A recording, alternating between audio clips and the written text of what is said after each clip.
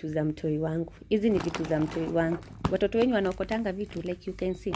This is a chuchu train, this is a kaizi ni 3 hapa ndani. Yaani vitu poa na za kuokota zote ziko hapa.